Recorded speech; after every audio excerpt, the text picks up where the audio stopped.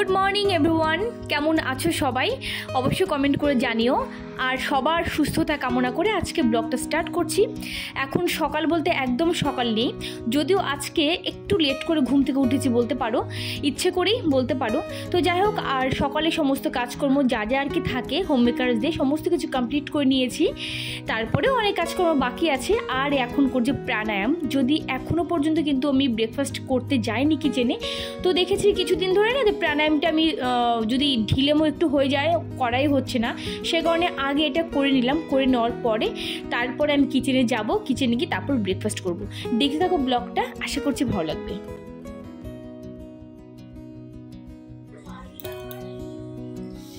যখন প্রাণায়াম করি খুব ভালো লাগে, তখন শরীরটা মানে খুব ঝরঝরে হয়ে যায়।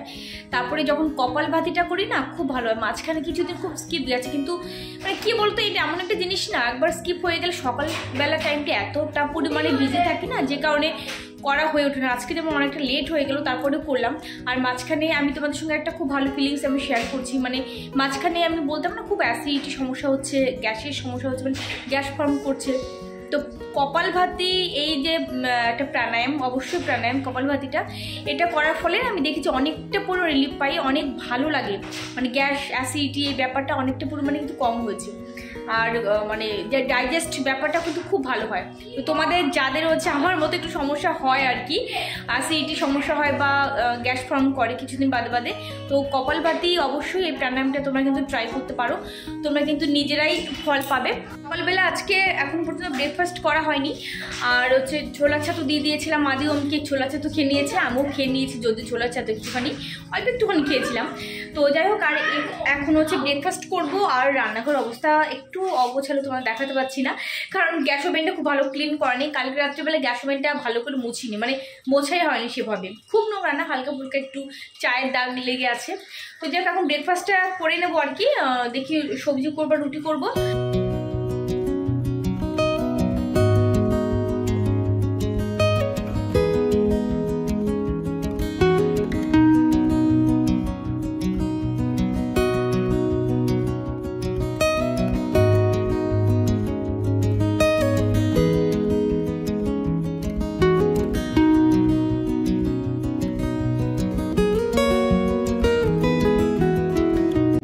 সকালে আজকে ব্রেকফাস্ট ফুলকপি দিয়ে আলু দিয়ে একটা তরকারি মাখা মাখা, আর তার সাথে রুটি। খেয়ে নাও তাড়াতাড়ি।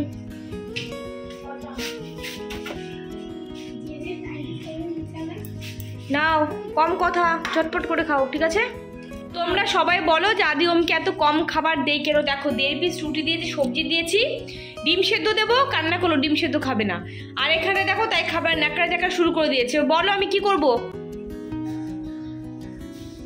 অনেকে আছো তোমরা ভালোবেসে আমাকে প্রশ্ন করো বা নর্মাল তোমাদের কমেন্ট করো, তো তা আমার মনে হলো যে একটা কমেন্টের উত্তর আমার দেওয়া উচিত এখানটা। সেটা হলো, তোমরা অনেকে বলো আদি ওমকে সকালবেলা একটা রুটি দেবে না বা একটা পরোটা দেবে না, বেশি দুটো দেবে, বড় হয়েছে। তো আমি তো মা, দেখো আমিও তো চাই আমার বাচ্চা পেট ভরে খাক, একটা জায়গায় 2টো রুটি খাক, 2টো জায়গায় 3টে রুটি খাক, তাই না বলো? কিন্তু বিশ্বাস করো, আমার আদি ওম খাওয়ায় ছোটোবেলা থেকে এতটা পরিমাণে কাঁচা, মানে এতটাই কমা আর কি, একটার বেশি রুটি খাবেই না। সে কারণে মাঝখানে কিছুদিন গমে দলিয়া করে খাইয়েছি, পেটে যাতে একটু বেশি ভরে। তারপরে প্রেশার কুকারে ভাত বসিয়ে দিই, তোমরা দেখো, সেটা বাটার দিয়ে কখনো ঘি দিয়ে একটু আমি জোর করে খাই দেই। কিন্তু রুটি যদি খাওয়াই না, ওরা নিজে হাত দিয়ে খাবে। আর 1 পিসে বেশি রুটি খাবেই না। 1 পিস যদিও খায়, তারপরেও কিন্তু মানে খেতে জোর করে সেটাও পুরোপুরি খেতে চায় না, খুব জ্বালাতন করে গো। কিন্তু কি করব, একটা ডিম সিদ্ধ দিলে খাবে না, ডিম সিদ্ধ খেতেই চায় না। তারপরে ওরা হচ্ছে একটা ডিমে অমলেট খাবে না। বাচ্চারা নর্মালি একটু ডিম ভাজি মানে একটু অমলেট হলে কিন্তু বাচ্চারা খুব ভালো খায়। কিন্তু বিশ্বাস করো, আমার আদিও একদমই ডিম ভাজি খাবে না, দুধ খাবে না, মাছও খেতে চাইছে না ইদানিং। এবার তোমরাই বলো তাহলে আমি কি করতে পারি মা হয়ে। আজকে না মানি প্ল্যান্টটাকে একটুখানি রোদে দেবো, রোদে দেওয়া যাক। কোথায় দেই? এখানটা দিই। হ্যাঁ, ধুলোও পড়েছে বটে, দেখো বেশ পরিমাণে পাতায় কিন্তু ধুলো পড়েছে। যাই হোক, পরে একবারে যখন রোদ থেকে আবার এখানটায় রাখবো, তখন হচ্ছে পাতাগুলো একটুখানি মুছে দেবো।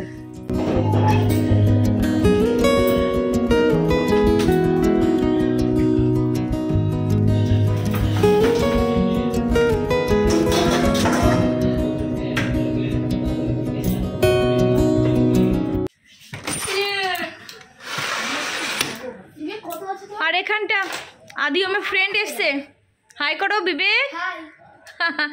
তিনজন মিলে এখন ক্যারাম বোর্ড খেলছে। এখনো পর্যন্ত বেড কভার চেঞ্জ করি, সকালবেলা ঘুম থেকে উঠি আজকে ভাবলাম বেড কভার চেঞ্জ করবো। অ্যাকচুয়ালি আদিমের এক্সাম যেহেতু হয়ে গেছে না, সেহেতু কী হয় বলো তো, মানে একটু লেট করে ঘুম থেকে ওঠে, তো বদমাশিটা বেশি করে। শিডিউলে বাইরে থাকলে যা হয় প্রত্যেকটা মানুষ, সেই কারণেই না সকালবেলা উঠে বেড কভারটা চেঞ্জ করা হয়নি। মাসি কাজ করে বেরিয়ে গেছে, তারপরে এখনও পর্যন্ত বেড কভারটা চেঞ্জ করতে পারিনি। তো যাই হোক চলো। আর এই যে ম্যাম এসেছিল এইমাত্র, এই ম্যাম পড়িয়ে গেল। আর পুরো দেখো আদিম এখনো পর্যন্ত বইও গোছায়নি, কি অবস্থা দেখেছো। আমি নিজে যদি চশমাটা না পড়ি আর আদিমকে যদি বলি আদিম চশমা পাওনি কেন, চশমা কই ওম তোমার, চশমা কই? আদি চশমা তো দোকানে দিয়েছি ঠিক করতে। আর ওম চশমা কই, চশমা পরো। কোথায়? আগে চশমা পরো তারপরে খেলবে। বাবা আগে চশমা পরো। তুমি দেখো বিবেক কত সময় চশমা পরে আছে, দেখো প্রত্যেকটা বাচ্চারই দেখো চোখে চশমা। আদিম স্কুলে মানে গেলে দেখতে পাওয়া যায় প্রত্যেকটা বাচ্চা, বলতে গেলে একটা কথার কথা, প্রত্যেকটা বাচ্চার চোখে চশমা। বিশেষ করে লকডাউনের সময় যে অনলাইন ক্লাসগুলো করতো না, প্রত্যেকটা বাচ্চা অনলাইনে ক্লাস করতে গেলে ল্যাপটপ, ডেস্কটপ, তারপরে মোবাইল, ম্যাক্সিমাম তো মোবাইল নিয়ে বসে পড়ে। তো সেই কারণে চোখে প্রবলেমটা অনেক বেশি হয়েছে, প্রত্যেকটা বাচ্চার চোখে চশমা। এই যে চশমা এখানটা রেখে দিয়েছে, ধরো তাড়াতাড়ি পড়ো।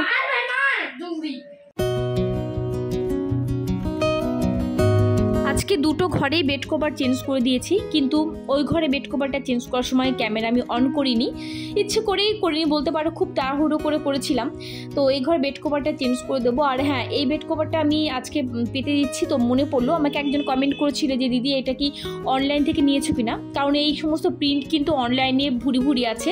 তো সেই কারণে হয়তো তুমি কমেন্টটা করেছো। না, এটা গড়িয়াহাট থেকে কেনা, এটা অনলাইনে আমি কিনিনি। অনলাইনে আমি দেখেছিলাম, আমি ভেবেও ছিলাম যে অনলাইন থেকে আমি কিনবো। তারপরে গড়িয়াহাটে গিয়েছিলাম বেড কভার কিনতে, তো সেখানটায় গিয়ে দেখি এই ধরনের বেড কভার অ্যাভেলেবেল আছে। তো সেই কারণে নিয়েছি। বেশ ভালো লাগে প্রিন্টটা, হোয়াইট কালারের মধ্যে তো।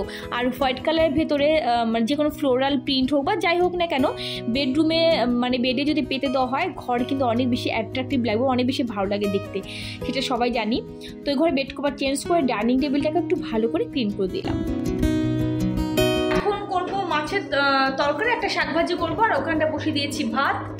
আর মাছ ফ্রিজ থেকে বের করে নিই, রুই মাছ আছে 3-4 পিস মতো আছে রুই মাছ। আর তার সাথে করবো হচ্ছে শাকভাজি। শাকভাজিটা হচ্ছে নোটে শাক রয়েছে ফ্রিজে একটুখানি, আর রয়েছে বেলে শাক, দুটো মিক্সড করে করবো। রান্নাটা তোমাদের সাথে আর শেয়ার করলাম না, এই যে মাছের তরকারি, ভাত আর ওই দুরকম শাকভাজি আর কি মিশিয়ে করে নিলাম। বেসিনটা ভালো করে ক্লিন করলাম, যদিও নোংরা খুব একটা ছিল না, তো ডেইলি বেসিসে যেরকম করে সেরকম করলাম। আর হ্যান্ড ওয়াশে এই বটলটা চেঞ্জ করতে হবে।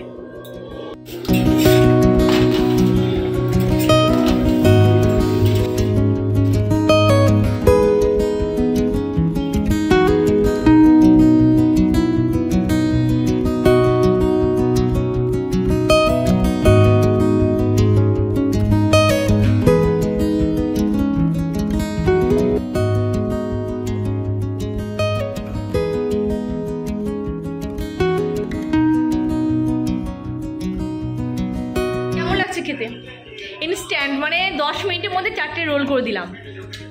রোলের দোকান দিয়ে দিচ্ছি তোমার। হ্যাঁ, আরে তুমি তো শুধু অমলেটের কথা বলছিলে, অমলেট না খেয়ে এইটা দিয়ে খেলে পেটটা তো ভরলো। খিদে পেয়েছিল, একটা অমলেটে কি হয়, বা দুটো ডিম অমলেট খেলেও কি পেট ভরে? সত্যি পেট ভরছে আসলে না।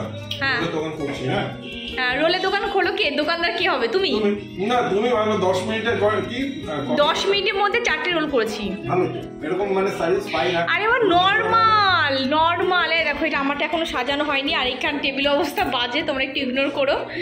সবাইকে বানিয়ে দিয়ে মানে রোলটা তৈরি করে দিয়েছি, বাট এখনো পর্যন্ত আমি খাইনি।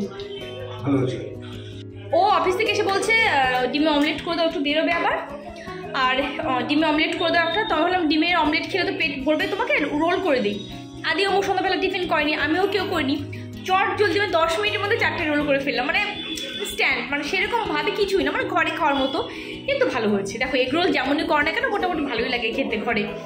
তো যাক, চলো আমারও ভীষণ খিদে পেয়েছে, এটাকে একটু সাজানো গোছানো যাক। আর এই শশা কেটে দিয়েছে আমার ওম, আদি পেঁয়াজ কাটতে এসেছিলো, বাট পেঁয়াজ আমি কাটতে দিই না, বললাম আমি কেটে নিচ্ছি।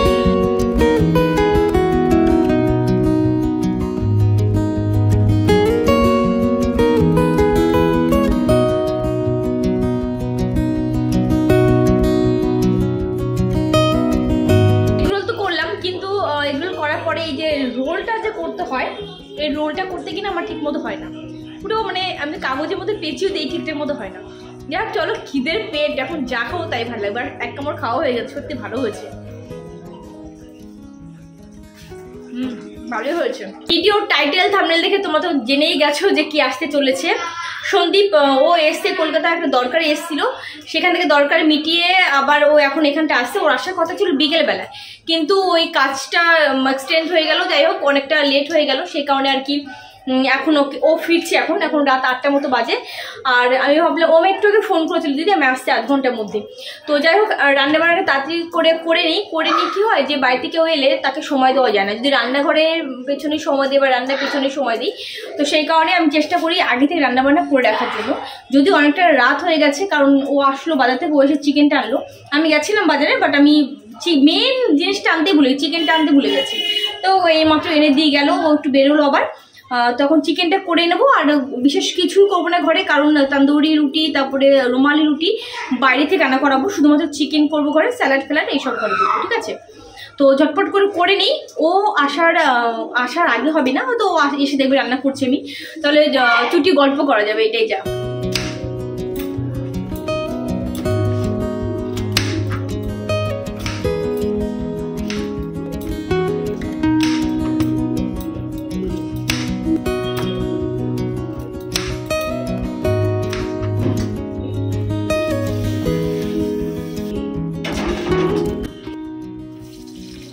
প্রথমে না আমি ভেবেছিলাম আলুগুলো ভাজবো না, যেহেতু নতুন আলু, আর নতুন আলু কি হয় বলো তো, না ভাজলেও হয়। চিকেন তোমরা যদি কেউ কখনো এভাবে না করে থাকো, খুব তাড়াতাড়ি গলে যায়। তো সেই কারণে হচ্ছে যখন তুমি চিকেনটা দিয়ে মশলার মধ্যে কষিয়ে নেবে, তখন আলুটা দিলে খুব সুন্দরভাবে কিন্তু কষে যায়। যাই হোক লাল লাল করে আজকে ভেজে তুলে রেখে দিলাম। এখানে আমি তেলে দিয়ে দিলাম গোটা গরম মশলা, যার কি দেয় সেগুলো, তেজপাতা, আর সেগুলো ভাজা হলে এবার দিয়ে দিলাম আমি হচ্ছে পেঁয়াজটা একটু লাল লাল করে ভেজে নিলাম। আর হ্যাঁ, তেল তোমরা ওইটুকু দেখছো, বাট আমি পরে অনেকটা আমি তেল অ্যাড করেছিলাম। তো যাই হোক এবার আমি ব্লেন্ড করে নিলাম মশলাগুলো। এবার মশলা আমি দিয়ে দেবো। আর কাঁচা লঙ্কার পরিমাণটা অনেকটা বেশি আজকে দিয়েছি, শুকনো লঙ্কা দিয়েছি বাট কাঁচা লঙ্কার পরিমাণটা অনেকটা বেশি দিয়েছি। আর এখানটা শুকনো লঙ্কার গুঁড়ো দিয়ে দিচ্ছি, লবণ দিয়ে দিচ্ছি, হলুদ দিয়ে দিচ্ছি, যেটা আর কি মাস্ট দিতে হয়। জিরের গুঁড়ো একদমই সামান্য পরিমাণে আমি দিয়েছি। আর হ্যাঁ, ধনিয়া গুঁড়োটা আমি একটা এক্সপেরিমেন্ট করে দেখেছি, ধনিয়া গুঁড়োটা যখন মোটামুটি চিকেনটা কষানো হয়ে যাবে আর হয়তো 2-3 মিনিট হাতে থাকবে, তখন তোমরা যদি ধনিয়া গুঁড়োটা দাও, তাহলে আলাদা একটা ধনিয়ার কাঁচা একটা ফ্লেভার সেটা কিন্তু পাওয়া যায়, খুব ভালো লাগে খেতে। কিন্তু একদিন তোমরা যদি কেউ ট্রাই না করো, করতে পারো, করে দেখতে পারো। চিকেন অনেকটা পরিমাণে হয়ে গেছিলো কষানো, তারপর মনে পড়ছে এমা আমি তো আজকে টমেটো কেটে রেখেছি, বাট টমেটো দেওয়া হয়নি, সেটাও দিয়ে দিলাম। আর এবার দিয়ে দেবো একটুখানি, মোটামুটি হয়েই গেছে চিকেন দেখো। আর আজকে জল জানো তো দিইনি বলে চলে। তো এখানটায় দিয়ে দিলাম চাট মশলা এভারেস্টে চাট মশলাটা বেশি ভালো লাগে খেতে, অন্যান্য কোম্পানি দিয়ে রেখেছে অতটা ভালো লাগে না। তো এবার আলুগুলো দিয়ে দিলাম, ব্যাস, দিয়ে তারপরে আবার নামিয়ে দেবো। এখানটায় বসে দিয়েছি লিকার চা খাবে সন্দীপ, দুধ চা খাবে না, সেই কারণে এখানটায় লিকার চা বসেছি, আদা, তেজপাতা, তারপরে এলাচ, লবঙ্গ দিয়ে।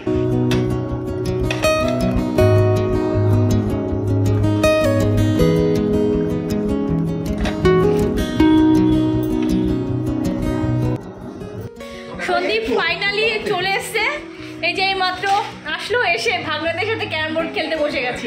এত লেট কেন করলে? হ্যাঁ, ছিলাম অন্য কিছু কাজে, সেগুলো মেটালাম, তবে আসলাম। সেই বিকেলে আসার কথা ছিল। অনেক কাজ হয়ে গেল। হ্যাঁ সেটাই। হ্যাঁ কি বলছো? হ্যাঁ রুমালের তন্দুরি, দাদার বাড়ি আমাদের ওখানটাই, সব পাশাপাশি বাড়ি আমাদের। আমারই বন্ধু। হ্যাঁ হ্যাঁ হ্যাঁ, আমার একদমই পাশাপাশি বাড়ি, এপাড়া ওপাড়া আর কি বাড়ি। স্যালাডের জন্য সব কিছু কেটে রেখে দিয়েছি। এই পেঁয়াজটা যেন একটু কেমন, ঠিক আছে বাদ দিয়ে দেবো নয়তো। যাই হোক স্যালাডের জন্য কেটে রেখে দিয়েছি, একবারে খাওয়ার সময় তখন স্যালাডটা করবো, মানে রেডি করবো। যে পেঁয়াজগুলো কাটা হয়েছে আর কি, এইটা একটু আলাদা স্টাইল করে, যদি এখনো পর্যন্ত পুরোপুরি হয়নি, এটাকে পুরো ছাড়াতে হবে। হবে অনিয়ন স্যালাড, শুধুমাত্র এটা অনিয়ন স্যালাড হবে, আর একটা স্যালাড এমনি আর একটা হবে।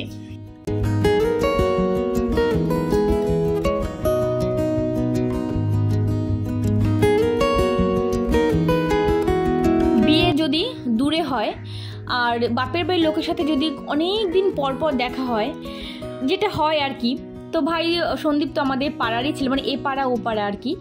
তো কি বলবো আর মানে এসছে আর কি। আর সবচেয়ে বড় কথা, ওকে আমি কুল আনতে বলেছিলাম বাড়ি থেকে, ও সে কুল আনতে ভুলে গেছে। ঢুকে বলছে দিদি আমি খুব বড় ভুল করে ফেলেছি, আমি কুল নিয়ে আসিনি তোমার। তো যাই হোক ঠিক আছে, যাবো আমরা কিছুদিন পর ওখানটায়। তো ঠিক আছে, কুল পেরে শুকিয়ে রেখে দেবে, তারপরে আমি কি নিয়ে আসবো। তো যেটা আর কি হয়, এ গল্প ও গল্প, আমার মার সঙ্গে দেখা হয়েছিল সেই গল্প, সমস্ত কিছু আর কি যা হয় আর কি, পাড়ার গল্প, এ কে কী করেছে কী কী না হয়েছে, অনেক দিন পর এক জায়গায় বসলে খুব আনন্দ করলাম, খুব ভালো লাগলো। আমার শ্বশুরবাড়িতে আমার পাড়ার থেকে কেউ বা আমার নিজের কেউ যদি আসে, সত্যি অনেক ভালো লাগে। আর তোমাদের এটা হয় কিনা অবশ্যই জানিও। এটা অনিয়ন স্যালাড করার জন্য দেখো অনিয়নগুলোকে এইভাবে কেটে নিয়েছি। আরও সুন্দর করে কাটা যায়, কিন্তু আমি অত ভালো পারি না, যেরকম পারলাম সেরকমই করলাম। তো নর্মালি এরকমই হয় কিন্তু। চলো দিয়ে দেবো এবার চাট মশলা, একটুখানি ধনিয়া পাউডার, আর এটা হচ্ছে তোমার চিলি ফ্লেক্স, লেবু দিয়ে দেবো,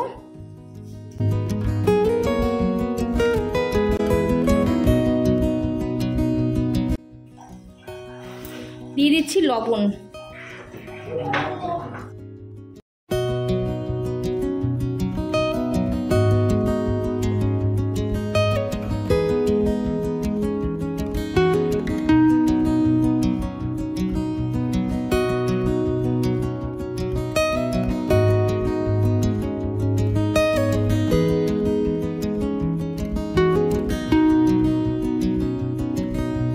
জল দেওয়া হয়নি, সবই দিয়েছে, জল দেওয়া হয়নি। সামান্য অ্যারেঞ্জমেন্ট, তন্দুরি রুটি, চিকেন আর অনিয়ন স্যালাড। আমাকে একটা দাও, আমি পরে নিচ্ছি। কেন? আরে তুমি খাও না। আর চিকেন কিন্তু কম কমই দিয়েছি, ঠিক আছে? আমি চিকেন কিন্তু আরও দেবো।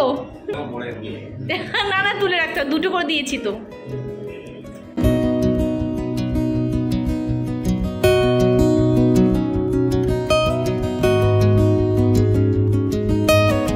খাওয়া দাওয়া কমপ্লিট, ওরা পাশে ঘরে বসে গল্প করছে তিনজন মিলে। আদিম টিভি দেখছে, ঘরে খাচ্ছে, আর আমি এই যে খাবার নিয়ে বসে গেছি, আমি খাবো। আমি তন্দুরি রুটি খুব একটা ভক্ত না, একদম গরম গরম হলে ঠিক আছে। মাইক্রোওয়েভটা খারাপ হয়ে গেছে কদিন ধরে, যে কারণে কদিনে বেশ কিছুদিন হলো, গরম করে নিলে ভালো হতো।